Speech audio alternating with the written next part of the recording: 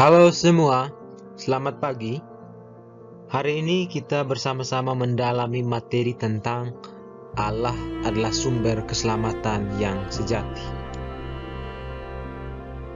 Adapun kompetensi dasarnya, yang pertama, bersyukur atas karya Allah yang menyelamatkan semua orang yang ditanggapi dengan beriman dan beragama. Kedua, disiplin menjalankan hidup beriman dan beragama sebagai tanggapan atas iman akan Allah yang menyelamatkan semua orang. Ketiga, memahami tentang Allah yang senantiasa berusaha menyelamatkan semua orang yang ditanggapi dengan beriman dan beragama. Keempat, melakukan aktivitas misalnya menyusun doa atau menulis refleksi atau membuat slogan atau membuat clipping yang berkaitan dengan beragama dan beriman.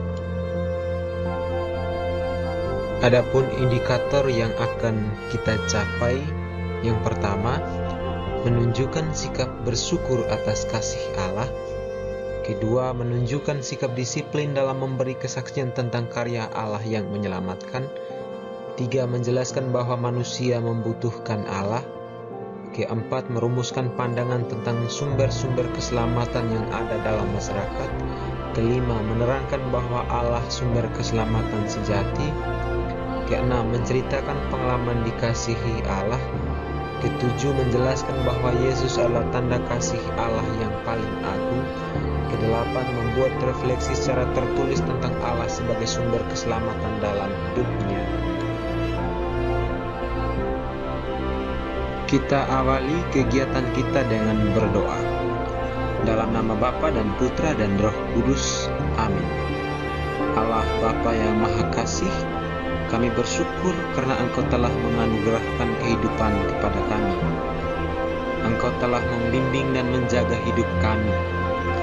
Berkatilah agar melalui proses pembelajaran ini, kami semakin menyadari betapa besar kasih-Mu, sehingga kami senantiasa dapat bersyukur dan memuji nama-Mu. Dengan pengantaran Kristus Tuhan dan Juru Selamat kami. Amin.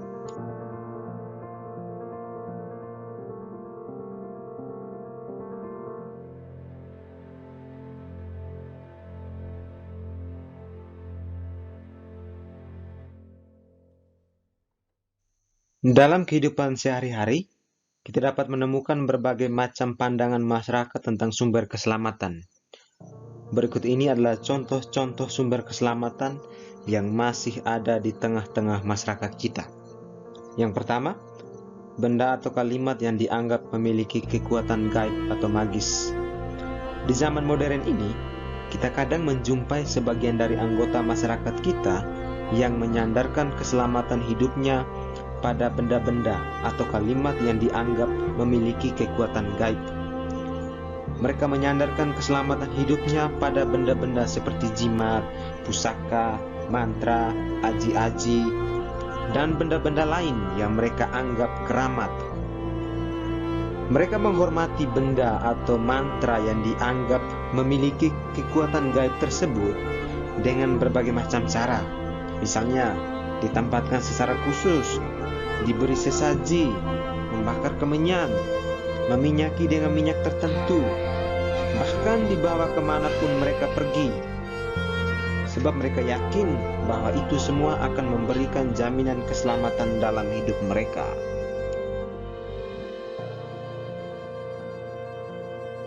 Yang kedua, barang-barang duniawi atau harta kekayaan. Bagi penganut paham materialisme, kekayaan dan barang-barang duniawi dianggap dapat memberikan jaminan keselamatan dalam hidupnya. Mereka akan berusaha dengan berbagai macam cara, bahkan tidak menutup kemungkinan mereka akan menghalalkan berbagai macam cara untuk mengumpulkan harta sebanyak-banyaknya dalam hidup mereka. Mereka yakin bahwa hidup bergelimangan harta dapat menjamin hidup mereka. 3. Kemajuan ilmu pengetahuan dan teknologi. Berkat kemajuan ilmu pengetahuan terutama di bidang kesehatan dan kedokteran dapat memperpanjang hidup manusia dan menekan angka kematian. sehingga mereka memiliki keyakinan dan mendewakan kemajuan ilmu pengetahuan dan teknologi dapat memberi jaminan keselamatan hidup mereka. Barangkali untuk sementara waktu kemajuan pengetahuan dan teknologi dapat memperpanjang hidup seseorang. Mereka lupa kemajuan pengetahuan dan teknologi sehebat apapun tidak bisa menghentikan peristiwa kematian itu sendiri. Benda-benda magis atau kalimat tertentu yang dianggap memiliki kekuatan gaib, harta kekayaan, serta kemajuan ilmu pengetahuan dan teknologi tidak akan dapat menghentikan peristiwa kematian seseorang apabila Allah berkehendak memanggil kembali ciptaannya kembali ke pangkuannya. Allah adalah Alfa dan Omega, awal dan akhir. Segala sesuatu berasal dari Allah dan kembali kepada Allah. Ia menghendaki keselamatan bagi semua orang tanpa memandang suku, agama, ras, dan golongan. Mari kita lihat bukti kasih Allah. Yang pertama, manusia menjadi akhir dari penciptaan setelah menciptakan lebih awal segala sarana yang dibutuhkan manusia serta diberi kuasa untuk mengelola bumi dan isinya. Kedua, Allah memanggil nenek moyang bangsa Israel Abraham untuk pindah ke negeri yang lebih baik. Ketiga, Allah memberikan keturunan kepada Abraham dan Sarah dalam masa tuanya supaya kelangsungan bangsa yang besar tetap diteruskan. Keempat, Allah tidak membiarkan bangsa Israel musnah karena bencana kelaparan melalui tindakan Yusuf. Kelima, Allah juga tidak membiarkan bangsa Israel hidup dalam penindasan bangsa lain dengan cara mengutus Musa sebagai pembebas mereka.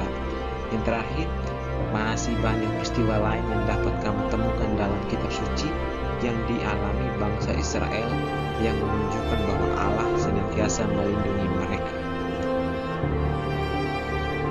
Untuk memperdalam pemahaman kita tentang Allah adalah sumber keselamatan yang sejati, kita dibantu dengan dua referensi dari kitab suci. Yang pertama, Kisah Para Rasul bab 17 ayat 16-34 dan Yesaya bab 44 ayat 9-21. Untuk memudahkan kalian, saya telah menyediakan audio dari kedua bacaan tersebut. File audio ada pada deskripsi video. Selain itu, untuk memperdalam pemahaman kalian tentang Kisah Para Rasul bab 17 ayat 16-34, saya siapkan pula tafsirannya yang akan saya tempatkan pula pada deskripsi video agar pemahaman kalian latar belakang pemikiran orang Yunani dapat kalian pahami.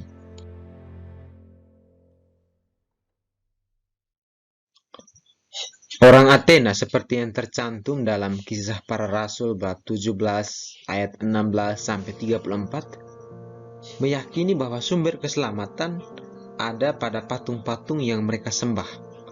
Hal ini membuat Paulus merasa sedih hatinya dan hatinya tergerak mewartakan Yesus Kristus sebagai sumber keselamatan sejati, sebab dalam Dia kita hidup, bergerak, dan ada, meskipun mendapat penolakan dari sebagian orang-orang Athena. Penolakan itu tidak menyurutkan semangat Paulus untuk mewartakan Kristus. Malahan hasil dari pewartaan itu ada beberapa orang yang memilih mengikuti Paulus. Sikap orang Athena juga kita temukan dalam masyarakat yang mengabaikan Allah dalam hidupnya, menyandarkan hidup pada patung-patung buatan manusia yang dianggap memiliki kekuatan gaib. Hal itu merupakan kesia-siaan.